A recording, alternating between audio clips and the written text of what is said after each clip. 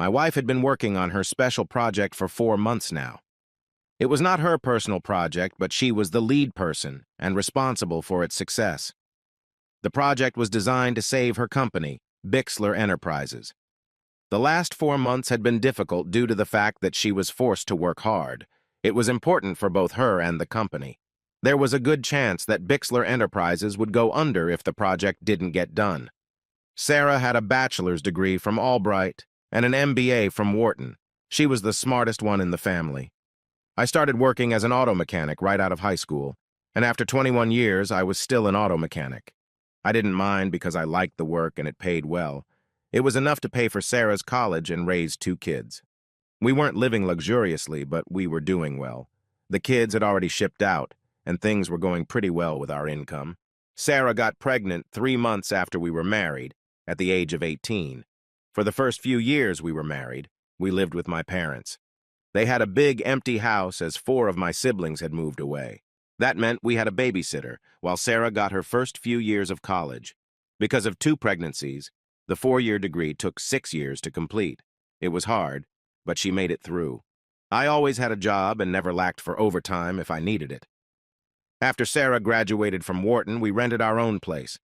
She had job offers from several large firms, but they all required us to move.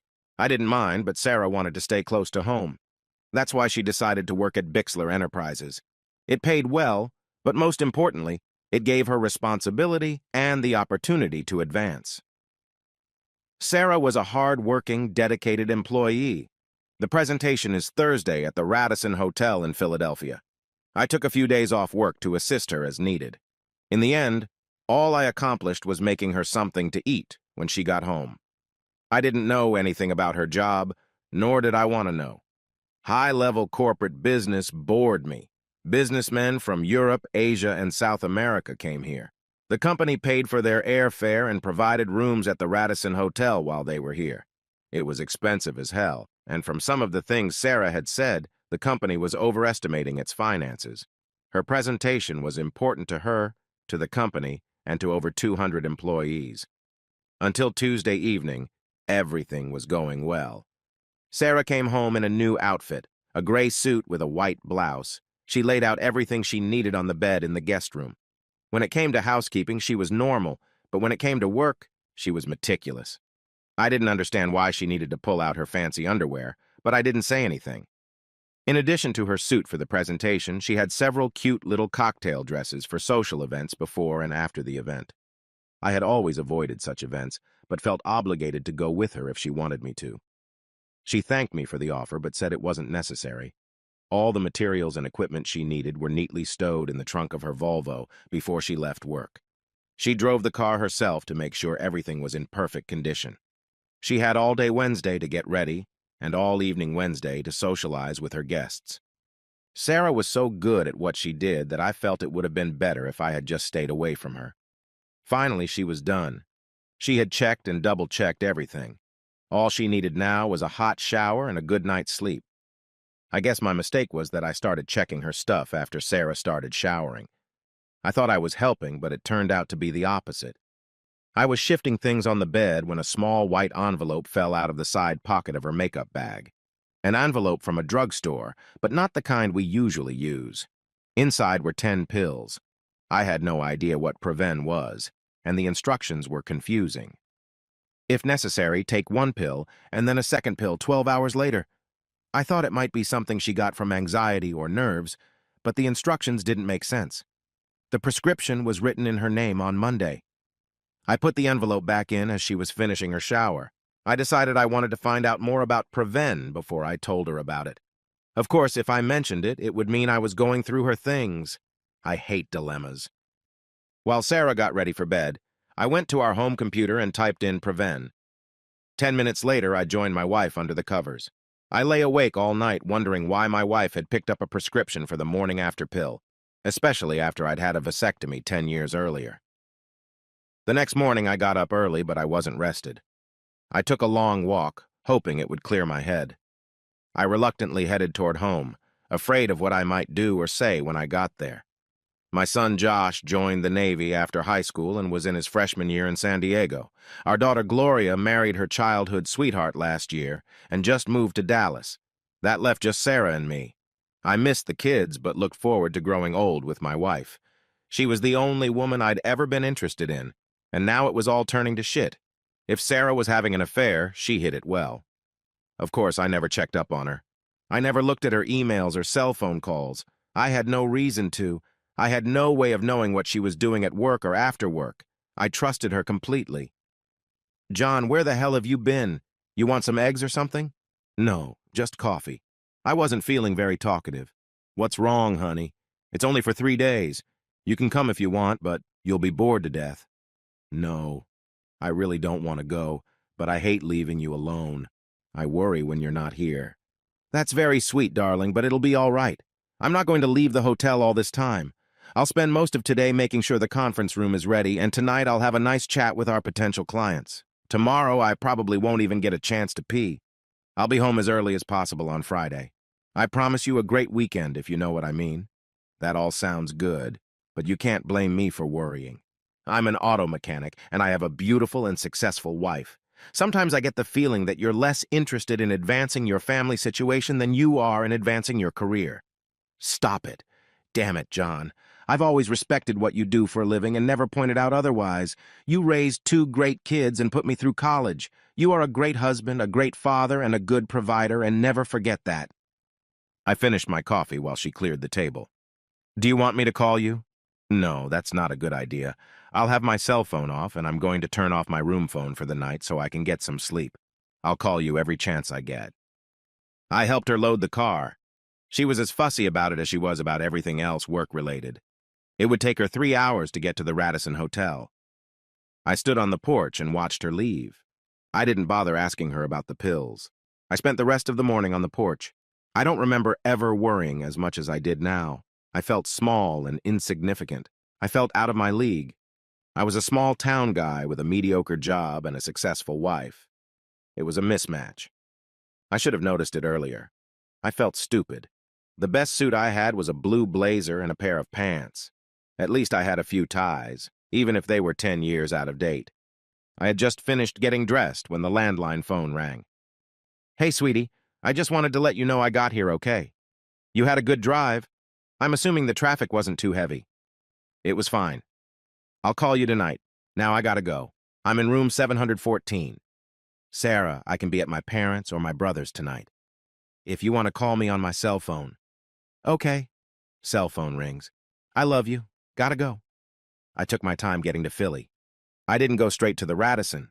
I stopped first and got a steak and cheese. It promised to be a long night. I wasn't sure what I was going to do. I parked in the hotel garage and just waited. Sooner or later, I had to enter the hotel. I just couldn't decide when to do it. The ringing of my cell phone helped me make my decision. "John, I just wanted to let you know that everything has settled. I'm going downstairs now to meet some people and have dinner." "You didn't forget anything, did you?" "No. Everything's fine. I've got everything in my room for tomorrow. Do you need anything?" "No, John. Relax. I'm going to turn my phone off. I'll call you tomorrow morning." "All right." Chuckles. "Have fun." "It's not fun, John. It's work." I didn't look too out of place. The lobby, restaurant, and conference rooms were full of people, so I could remain inconspicuous. There was a cute little brochure that showed the layout of all the hotel rooms. I wandered through the different rooms and stopped at the walls, looking around at the crowd. I had no idea what I would do if Sarah saw me. I would find out if and when that happened. I found an event board that listed all the rooms that were being used by the various groups. Bixler Enterprises didn't have any rooms available for Wednesday night. I found this interesting. Sarah had said she wasn't going to leave the hotel, but now I wasn't so sure about that. There were 3 dining rooms: family, casual, and fine dining. Sarah wasn't a big fan of dining with kids, so I went to the casual room first. It only took 5 minutes to make sure she wasn't there. I had better luck in the gourmet lounge. It was a cozy little booth nestled in the corner, the kind of table people reserve to have a private rendezvous. Sarah was wearing a black cocktail dress with a deep neckline and pearls. She looked elegant, and her companion looked like he appreciated it. I knew a few of the people Sarah worked with, and he wasn't one of them. He was familiar to me, but there was no way I could remember him. There were plenty of free seats, so I had no trouble crossing the room. There were candles in small glass candlesticks on the tables. I blew mine out and told the waiter it was bothering my glaucoma. I ordered the usual chicken dish and made myself comfortable. The waiter poured my coffee for the third time. "Excuse me." The guy at the table across the table looks awfully familiar. "Do you know who he is?" Sure, that's Malcolm Eugene Foote. He's a member of the town meeting. He's expected to run for Congress in the next few years." "Is that his wife with him?" "She's very pretty." "No, this is the first time I've seen her. He always uses that table for special ladies, if you know what I mean." I just smiled at him and asked for the check. I had never seen Sarah so sensual with a man before. She seemed to catch every word he said, like he was God or something. They weren't doing anything inappropriate, but it wasn't platonic or businesslike. When I left, they were finishing their second bottle of wine. Now I understood why she had taken her fancy lingerie. I made myself comfortable in the corner of the lobby so I couldn't be seen. 10 minutes later, they walked out of the restaurant. She held his hand as they walked across the lobby to the elevator. I watched the floor indicators carefully. That the elevator stopped on the third floor was a good sign. It meant she hadn't taken him to her room. It was a bad sign when the elevator didn't go to the 7th floor. It meant she went to his room. Just in case I was wrong about something, I sat in the lobby and watched the elevator for an hour. People came and went, but Sarah was not one of them. I got my empty suitcase out of the car and walked up to the front desk. Even though I could prove I was her husband, I had a hard time getting a key card. They relented after calling the room, but no one answered. Finally, I was on my way to room 714 with the key card. I didn't even turn on the lights at first. I just sat in the dark room for over an hour. It wasn't hard to make sure she wouldn't come back to the room. First, I packed all her clothes and personal belongings. I didn't leave anything behind. I checked the package of Preven. There were still 10 pills left in it. On the dresser, very neatly laid out, were all the items she would need for her presentation the next day. I began to fill the suitcase. There were 24 specially bound promotional folders and another 20 regular folders. All of them went into the suitcase. A digital projector went in next, followed by a laptop. I took her purse and cell phone, which she'd left in the room. All she had with her was a clutch and probably a tube of lipstick. I walked around the room as carefully as she did to make sure I didn't miss anything. Once I was satisfied, I put her car keys and my wedding ring on the dresser. Other than those two items, the room was completely empty. The elevator headed straight for the parking garage. I had no trouble carrying 2 suitcases, and 20 minutes later I was on the expressway heading north. It was well over 3 in the morning. I had no idea it had been that long. An hour or two later, my cell phone rang. Caller ID showed it was the Radisson's phone number. John? Yes? Where are you?" "I'll be at the house soon." That's all I said. It was quiet on the other end of the line. Salesmen have an old saying, the first one to talk loses. It seemed like an eternity before she spoke. "John, I'm sorry." She didn't ask anything and just hung up. I turned my phone off. It was obvious that she had gone back to her room. Later that day, she was to give a presentation that would save her company and bring her a promotion. I put the suitcases in the attic of the garage. Sarah never went there and never thought to look for anything there. Of course, at this point, I'm pretty sure it didn't matter. First, I gathered all my clothes and personal belongings. Most men have their own tools. It's usually a requirement for the job. I stopped by the store, loaded mine into the Subaru, and picked up my last paycheck. By then, the banks were already open. I didn't have to do any fancy money and asset manipulation. I just withdrew all the money from my accounts. I had lunch in Hagerstown, Maryland. I had enough money to live on for a few years, but I knew I would be looking for a job very soon. Sarah and I were alike in that. We both loved to work. I'm going to miss her. I killed a couple hours in the Luray Caves and rented a room near Whiteville. I had no idea what I was going to do. It was Saturday, and I found myself sitting at the Chattanooga Aquarium watching nature I had never seen before. I spent a few hours just relaxing and decided it was a good place to be. I bought a year pass to the aquarium, and by dinner time, I had a place to stay. It was a mobile trailer in the park, but it was furnished and cheap. I didn't need much. First thing Monday morning, I was going to get a job. A good handyman can always get a job, especially if he's willing to work hard. I could remain inconspicuous until it was time to renew my driver's license or car tags. I'll worry about them when the time comes. Sunday afternoon, I called Gloria. I felt obligated to let her know what was going on, but Sarah had already told her.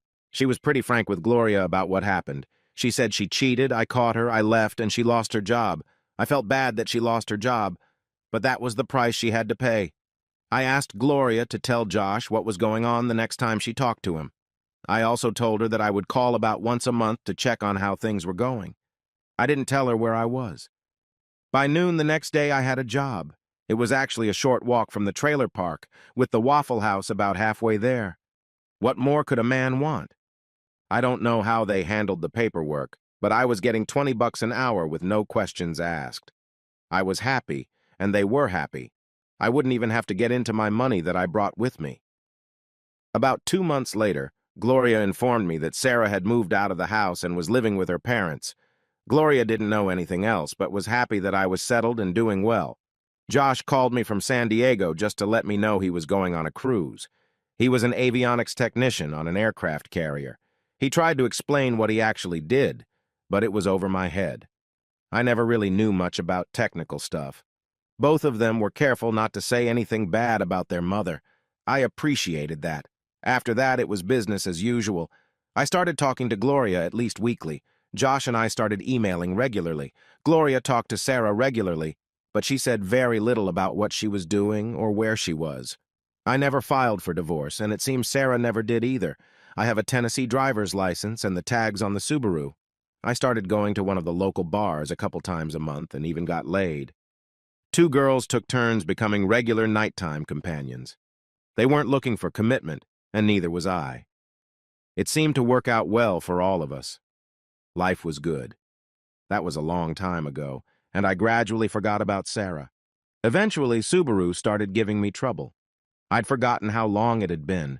It was over 200,000 miles. I was pondering this over a mug of beer one day when I realized that it had been almost 5 years since I'd left home. I had kept in close touch with both children. Gloria had 2 children of her own by this time and wanted me to come visit them. Josh almost married a Thai woman, but at the last moment he refused. I usually worked 6 days a week and used Sunday to recover from Saturday night. There was no good reason for someone knocking on my trailer door at 6 o'clock on a Friday morning. Their rudeness was rewarded by a half-naked man opening the door. Day jockey shorts are disgusting, and the lady at the door, judging by the look on her face, agreed with me. She looked away, but her companion didn't seem to be impressed. Normally, I would have worn pants, but at a time like this, guests annoyed me. "We're looking for John Terrell." "I don't know you." "My name is David Simmons, and this is my wife, Marcia. We have a problem, and we're hoping you can help us." "I'm so sorry. I don't work by moonlight. If you need something done on your car, you'll have to go to the store." This elicited several blank stares and finally a response. "It has nothing to do with your job. It's more of a personal problem. Can we come in?" The trailer inside looked like crap. I rarely had guests, so I rarely cleaned it. Even my girlfriends insisted we go to their place. "Be my guest. Let me put on my pants real quick." As I entered the bedroom, I left the door open. Just to show them what a welcoming host I am, I also put on a shirt. "Would you like some coffee? It'll only take about 10 minutes. I moved some things off the couch so they could sit down. There was no answer to the coffee question. "We have an adopted daughter of 4.5 years old who needs a bone marrow transplant, and we are hoping you can help us. We are willing to pay you if needed." "Buy my bone marrow?" "No. We want to use it, and we're willing to compensate you for any inconvenience." "I think you want to buy it." I was acting like a wise ass, and I suddenly realized it. These people were serious. They had a real problem, and they were looking for help. "I'm so sorry. I didn't mean to interrupt. Please continue." "Our best chance of finding a donor is next of kin. You're our best hope." "Watch this. I don't mean to be a smartass, but I think you got the wrong guy. When was your daughter born?" "She'll be 5 years old in July." Marcia Simmons spoke for the first time, and she sounded sincere. "I hate to be the bearer of bad news, but I had a vasectomy 15 years ago. There's no way I could be her father." Why was your name on the birth certificate? I can't answer that. Maybe you should ask her mother. That statement was met with silence. I felt sorry for these people, but I didn't know how to help them. What's the mother's name? Sarah Louise Terrell. I couldn't find the words. Maybe I shouldn't have taken those damn pills from her. Of course, then those people wouldn't have a daughter at all. I thought I was done with grief, and here it is again. Old memories of my wife having sex with that damn Philadelphia politician. I was starting to forget it all, and now it was back. God damn it. I now understand and apologize for my rudeness and insensitivity. I will do everything in my power to help you. First of all, why can't Sarah get a bone marrow transplant? Medically, she can't. Why not? She's a mother. She has to be a worthy donor. Oh, she's a suitable donor, but she's too sick. The doctors refuse to even consider using her. Sick? With what? She's dying of liver failure. She's got less than 6 months to live. This doesn't make any sense. She's always been in perfect health. Besides, I don't believe a diseased liver will prevent her from donating bone marrow. The hospital won't accept her signature on the consent form. Are you saying there's something wrong with her head? They both looked at me in silence. They knew the answer, but they didn't want to say it. At that moment, I didn't want them to feel even more awkward. 10 minutes ago, I didn't care about them, but now I felt like I had to protect them and help them. How did this happen? Could any of my kids help? Maybe, but we thought you were our best hope. Why don't you go after your father, your real father? We thought it was you. We have no idea who else it could be. Sarah didn't tell us anything about another possible father. In fact, she was in no condition to explain anything. Marcia added, We got most of our information from the adoption agency. I had to get coffee and take a leak. Excuse me for a moment. I left my guest sitting there while I brewed the coffee. It only took a few minutes. While it brewed, I did a much-needed morning pee. I tried to be discreet. I'd embarrassed Marcia enough already. Where do you live? Westchester, Pennsylvania. I'll make you a deal. If I tell you who your daughter's real father is, you have to promise me you'll pursue him relentlessly until you get what you want. What are you talking about? Your daughter's father is a prominent politician in Pennsylvania. He will, of course, deny everything and will probably provide you with legal documents to stop your efforts. If you agree to push hard enough to get him to admit that the child is his, you can shame him into getting a bone marrow transplant. That's what you want, right? Yeah, sure, but how do we do that? I don't know. I'm a mechanic. I work metal for a living. I think the best way would be to use television, radio, and newspapers. Politicians will do anything to avoid bad press. Do you have any friends who might be able to help? Well, now they were both smiling. I must have said something that gave them hope. I think we can do this. Who the hell is he? Malcolm Eugene Foote. He's running for U.S. Senate. I bet he'll do anything to avoid bad publicity. Coffee was ready, but David and Marcia couldn't wait to get home. Before they left, I told them how to contact Gloria and Josh in case they needed them. I was sure they would help. I also had them tell me where Sarah was. I would most likely be in Pensacola before they even got back to Westchester. I got a haircut and bought a new shirt. Sarah was a cheater who had ruined my life, but I still wanted to look good when I saw her. It was another trailer, but this time it was a nice new double. There stood her Volvo with a flat tire and a broken windshield. The woman who opened the door wasn't Sarah. She looked like she'd been doused hard and left soaking wet. She was at least 45, maybe 50, and must have had a hard life. The lack of makeup didn't help, and she just looked awful. I didn't get a chance to open my mouth.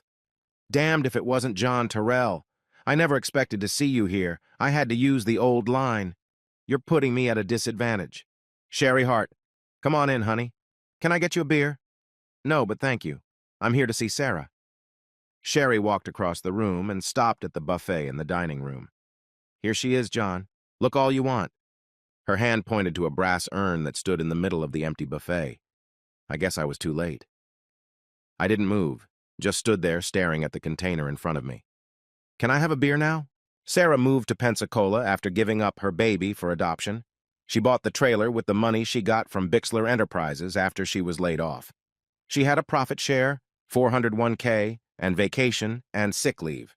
She eventually took a job at a local garment factory where she worked in the shipping department. That's where she met Sherry. Sherry rented a room from Sarah. Every dime Sarah earned went to booze. She started with wine and gradually switched to stronger drinks, the cheapest ones. Eventually, she lost her job because of her drinking and was forced to use her savings. She never dated anyone or went out anywhere. Sherry stayed with her, paid her utilities, and bought food that Sarah wouldn't eat. It took her over 3 years to kill herself. Amazingly, she had a will and left me a double trailer and a Volvo. Sherry explained that Sarah was so upset about what she had done that she just gave up. She didn't try to prevent the pregnancy or even terminate it. The adoption had been arranged months before the baby was born. She never went back to work, except for the black jobs she did poorly. Sherry said that Sarah didn't seem to have any ambition or purpose in life. Sarah talked about me a lot, but was afraid to try to contact me. Gloria gave her my number, but she never called me. It was as if her one-night affair had hurt her more than it had hurt me. I was there for 2 weeks, and then I sold Sherry's trailer for $1 and got $1,000 for the Volvo. 2 days later, I was in West Chester visiting my new friends, David and Marcia. Malcolm Eugene Foote resisted at first, but David and Marcia turned the screws until he gave in. He insisted on DNA tests, which proved he was the father. To save face, he was more or less forced into a bone marrow transplant, which was successful. Malcolm's political career and family life did not make a favorable impression either.